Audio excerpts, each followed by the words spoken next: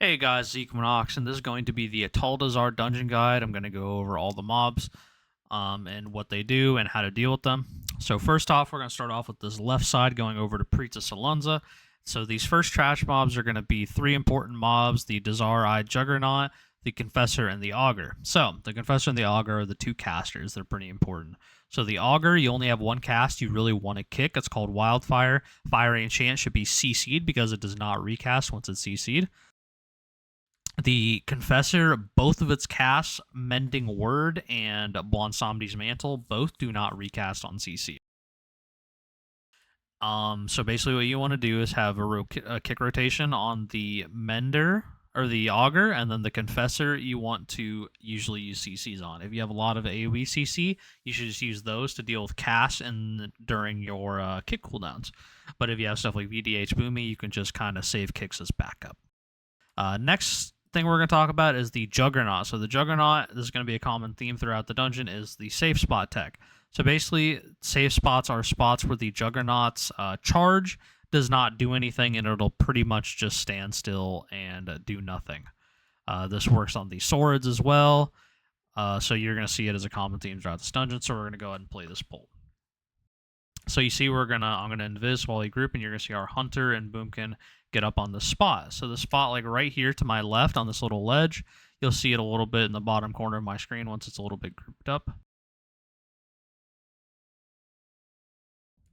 You're gonna see the merciless assault cast. It just doesn't do anything because it only targets ranged. So if everyone but the two people on the safe spot stand in melee, the merciless assault can only target them because it only targets people out of range. If everybody's in melee, it will charge melee.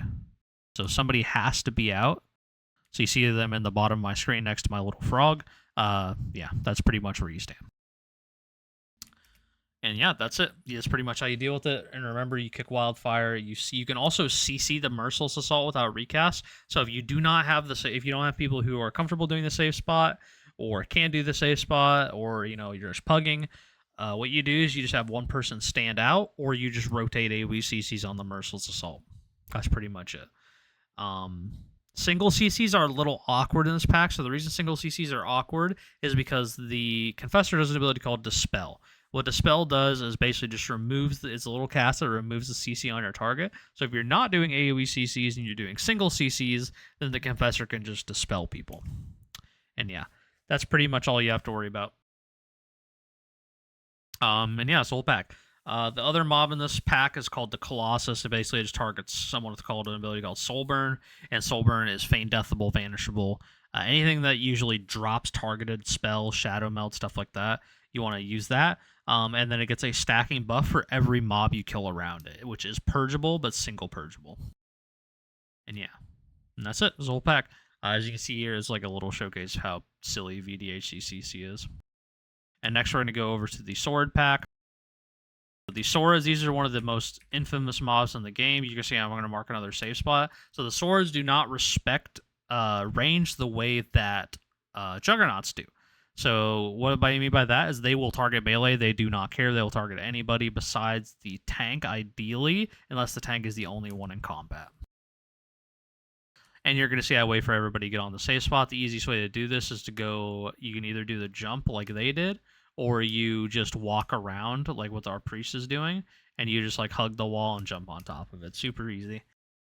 And you're going to see I'm going to pull them, and I'm going to pull them back. And besides the swords, there's a Sky Screamer. They do one cast. It's the Terrifying Screech.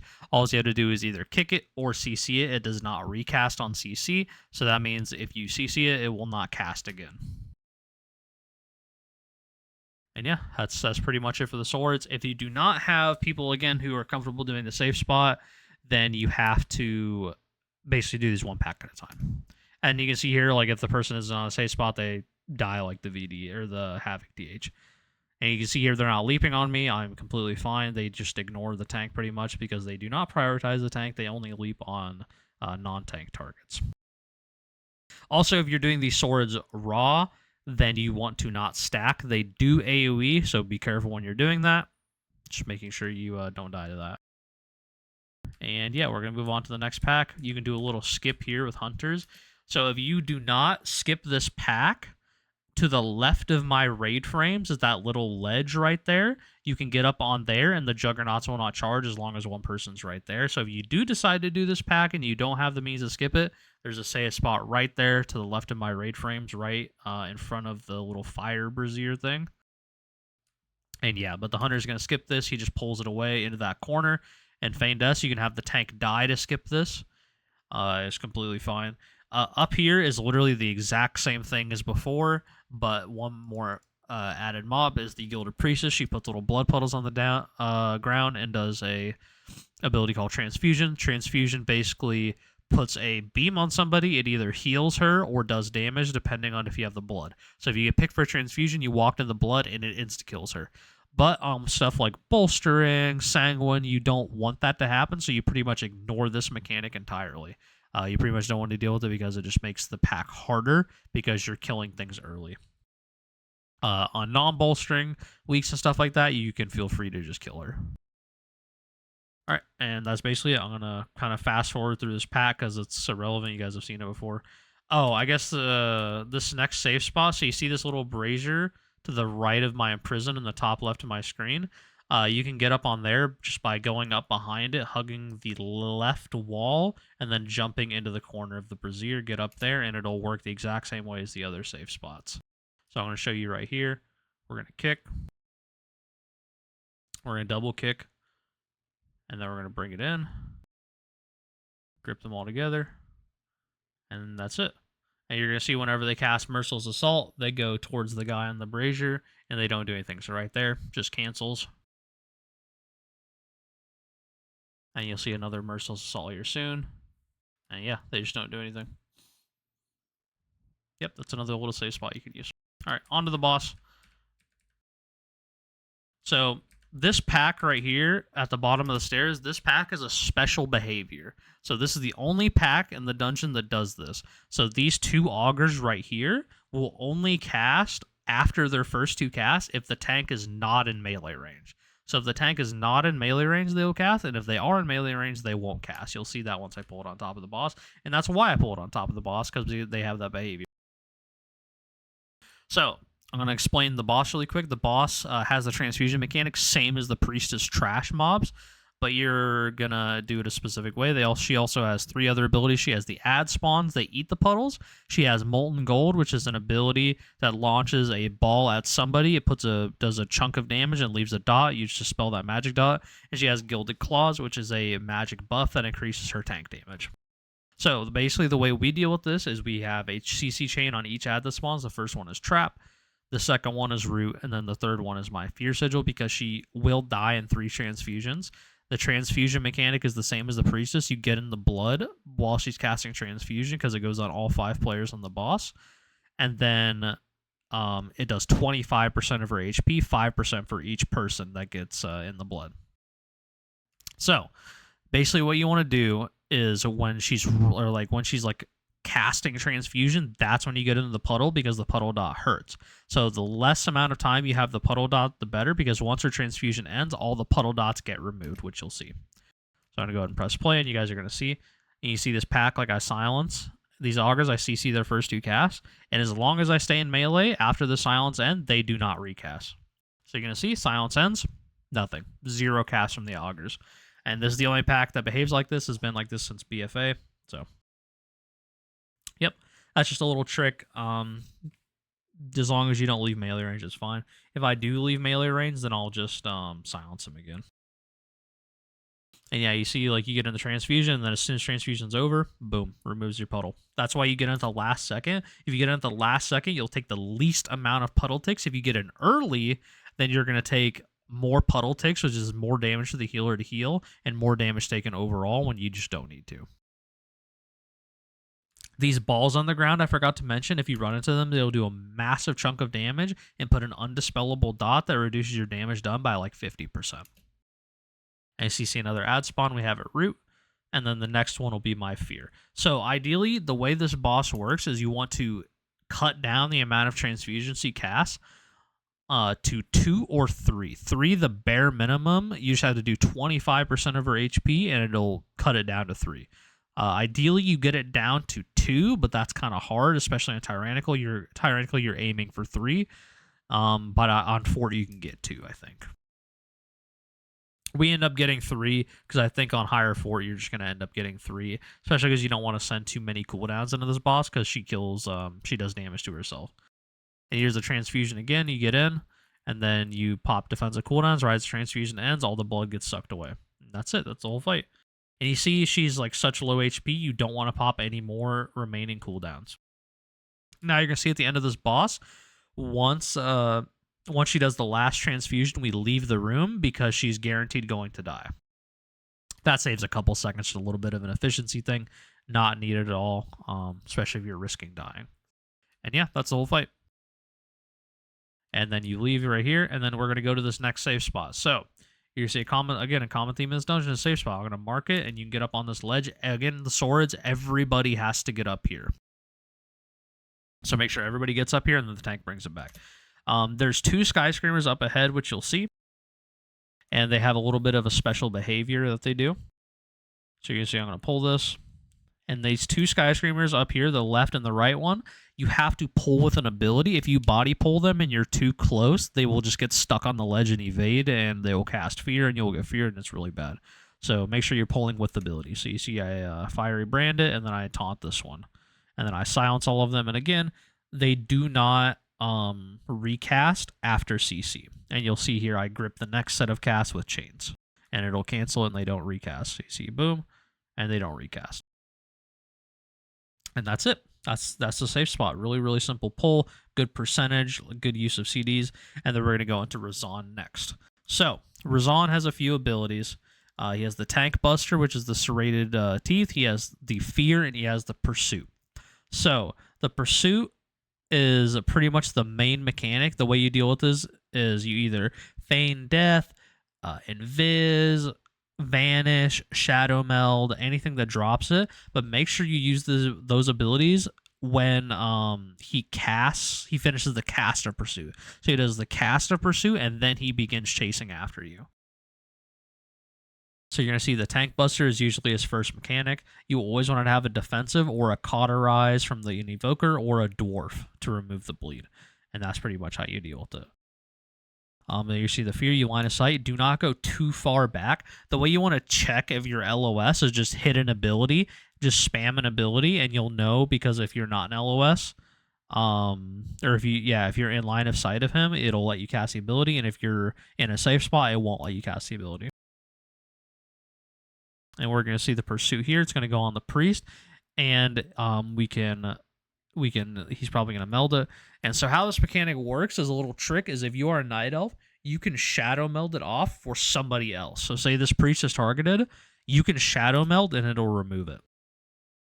So you see the Priest canceled it, and then the next one is going to be our Boomkin or our D8s that cancels it depending on if they get targeted. The Hunter can also feign it. Yep, and then we're going to line of sight here. And then it's going to do another Pursuit. So it's going to target the Priest again. And then we're going to have someone melt. So you see the Pursuit cast. Wait for the cast to finish. He starts moving. Boom, someone melds, cancels it. Super easy. And then the next one goes on the Hunter. And I'll show you the timing. So it's going to target the Hunter. And then he's going to feign. So the cast finishes. And then he feigns. And then it cancels. If you feign while the cast is channeling, it won't work. And then we fast forward to the next one. It goes on the Hunter again, and you're going to see the same timing. Boom, he feigns again. And then we're going to go to the last one where I meld it. I'm going to show you this trick from my point of view. You're going to see it targets the Priest. I'm going to meld instantly and then taunt. So here's wait for the cast finish. I meld and taunt. You see it cancels it. Super nice trick. Basically, it lets you have a little bit of control over what your teammates' life is like. So yeah, that's pretty much it. Next part is more swords and then some more trash. I'm going to fast forward. So we use this another safe spot right here, the green safe spot. It's the same as the first sword safe spot I showed you, just another ledge up. So this next pull is a pretty hard pull. It has 2 more different types of mobs on top of the swords and the skyscrapers. It has the Zanchuli Witch Doctor, which has Venom Blast and Unstable Hex. Unstable Hex is you can CC it without recast, which means if you CC it, it doesn't cast again. And then Venom Blast, which is it recasts on CC. It'll cast until you kick it. Unstable Hex, if you let it go off, it puts a circle around somebody. It polymorphs them and then puts a circle around them. And if you dispel that when other people are in that circle, it also hexes all of them. So it's like a poly bomb, basically. And then Venom Blast is like a 2-person late kick rotation or just AoE silences. And then there's the Shield Bearers, which do a ability called Bulwark of Juju, and this is CCable, but only with hard CCs like Dragon's Breath, Paralyze, Leg Sweep, Chaos Nova. Grips and Fears do not work. They are a type of undead that doesn't get feared. So yeah, just how it goes. I LOS the Fear here to group it up a little bit, and you see the swords again. They respect the jumps. You see the Bulwark of Juju right there. Chaos Nova cancels it. And we're just AoE CCing. And once these swords are dead, you're free to get off the save spot. And you see the Bulwark of Juju here just ignores fear completely. And that's the whole mechanic. Basically, so the way you would deal with this in a group that doesn't have as much AoE CC or they don't do the save spots, you would do the sword packs by themselves, and then you would do the Witch Doctor pack by itself, and you would just rotate 2 people on each mob, each Witch Doctor, and then you would use AoE CCs to cancel the Bulwark and residual AoE CCs that don't work on the Witch or the Shield Bearers on the Witch Doctors to cover kicks.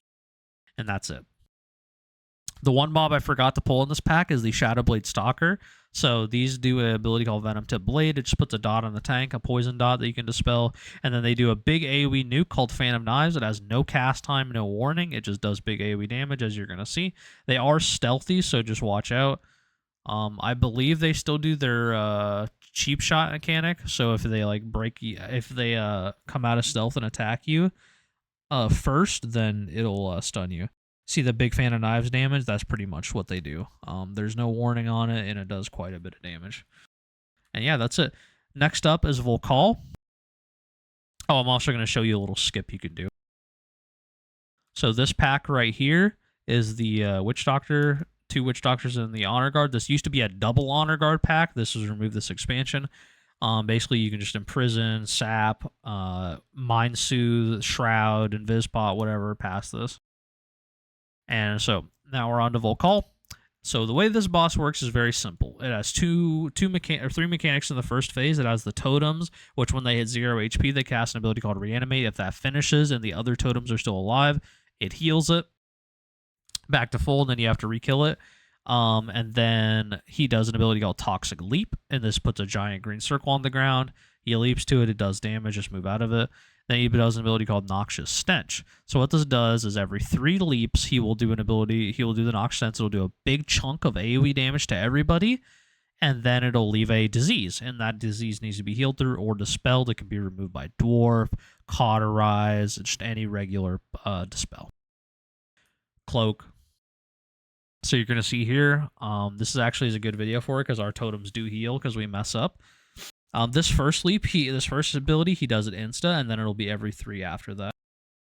So you see he does the leap, and then 2 leaps after that, he'll do the Noxious Stench again. So 1 more. And then he does another leap. And now this one's the kick. Someone's gonna kick this, or I leap over and kick it. Yep, there you go.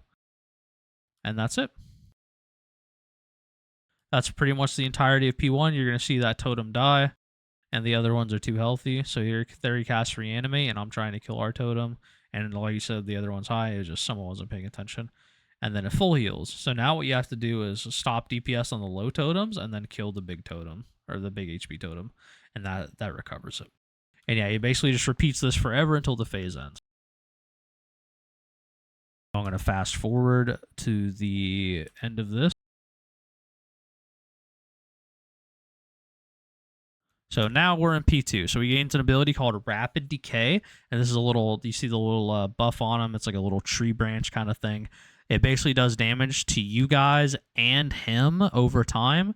and then he also spawns puddles. Now these puddles do a lot of damage on the ground. You basically have a little bit to move before it ticks you. Does like, I want to say like 60% of your HP if you stand in it. He no longer does the leap, and he still does the noxious stench, which is the big AoE damage, and you have to dispel. And basically you want to try to conserve space by dropping the puddles in like a concentrated area. So to the left of me, where the moon marker is, and even more to the left, you can use all those ledges to drop the puddles and save as much space as possible. It's not too important because the puddles go away before you make a full perimeter around the room, so it's really not that big of a deal. But if you want to save space, then go for it. This boss is going to be pretty rough on storming, I imagine. I can see people dying to the puddle, getting knocked back into the puddle. Hopefully they address that. But if you're moving backward constantly, it shouldn't be too bad. And yeah, it's kind of the whole fight. It's really not much to it. It's pretty simple. And yeah, as you see, the big initial damage there does kind of hurt. So yeah, we're going to fast forward to Yasma. So this fight has a couple core mechanics. So I'm going to go over the big mechanics first. Soul Rend and Echoes of Shadra. So Echoes of Shadra are going to be the spiders. So the spiders are the big part of this whole fight. You basically want to make it so you're funneling them in a line, so they're all like together, and you're basically having them trail you the entire fight. The reason you do this is because that it reduces the chance of you getting cut off to near zero if you do it right. And it lets you place the soul rends correctly without any danger. So you're gonna see how that works. So soul rend is it targets 4 players, everyone but the tank, and it does a big AoE nuke on them, and then it drops these ads, and these ads have to be killed, and the damage you do to this ad is partially reflected back to the person it was put on. So it's like a little link between them. So make sure you top people off or have a defensive cooldown for each one, because it hurts. So you're going to see that. I'm going to play it. And then she does 2 really easy abilities. Racking Pain, which is a cast you have to kick. It's a 1-person kick rotation. And then a Skewer, which is just a tank buster. As you can see right there. It is parryable, dodgeable, stuff like that. So you see Soul Rend marks on all 4 players. And then it's going to do big AoE damage. You see right there. And then you're going to kill them. And yeah, you ideally want to keep them next to the boss. So the reason we keep them not literally next to them, but close, so you can cleave them and the boss just for efficiency. Obviously, if you're in a group you don't trust, put them a little farther away because, it's fine. And then you can see the spiders on the ground. So the way the spiders behave is when they're not big and purple and lit up, they will just run around this like a little erratic pattern. They don't really do anything. They kind of just stand in like one area. When they are lit up, they fixate a player and they chase them down. So you see it's like chasing players, and then it's going to shrink, and then they're back to just walking in place. And that's basically the whole deal. So the way you basically want to be looking at timers, so during this second soul rend, before her second soul rend, the Echoes of Shadra is going to cast first. So that means you need to bait the spiders next to the old one and then move forward for the soul rend. So you're going to see here we're kind of hugging the old spiders. And then we're going to spawn the new echoes right here. So add new echoes, and then she's going to soul rend. And now the spiders won't be are going to be a little bit farther away. And we're safe. You see how much space you have because you move forward? That's pretty much the entire fight. You do that the entire fight. You stand semi close to the old ones for each echo, so they're like little, they're funneled. They're all in the same general area, and then you just move forward. As you can see, they're all just trailing. And we're gonna get another echoes here. It's gonna bait on the players, and then you move forward. And that's it. That's literally the entire fight. You just rinse, repeat that the entire fight. You just have to be safe. Be kind of like cognizant of the timers, like, oh, these ads are going to activate soon, so we have to move kind of extra far because they're kind of close. That's basically how we do it. Is we start in the alcove where we saw, if you played in BFA, it's King's Rest entrance, because that's the entrance to King's Rest. But yeah, this little alcove we're in right now, that's where we drop the first ones. We spawn the first spiders in there, and it just makes it easy. As you see, they're all funneled nice and neat. The tank's job is basically to soak any of the stray ones that get spawned ahead. So that one I just soak. and then they move forward for the Soul Rend ahead of these ads. I think we were a little close on this one. Like this one is a little sketchy. Yeah, you see like here, like they deactivate like the last second. You see like yeah, that one's a little too close, but you could say calculated. But yeah, that's the whole fight. You rinse and repeat that, and then she dies. I hope you guys kind of learned something with this guide. It's basically safe spot the dungeon. The safe spots is the main thing I wanted to go over, and how to deal with like the swords, the boss mechanics, and the tough caster pulls. So I hope you guys learned something. Hope you guys enjoyed. Hope you guys liked the video. I'll be doing the Waycrest Manor next, then I'll doing both the Legion dungeons, and then I'll do Throne of Tides, and then I'll do the last half of the Mega Dungeon. So hope you guys have a good one. Like and subscribe if you enjoyed the video. Let me know if you have any questions in the comment section below. And yeah, have a good one. Peace out.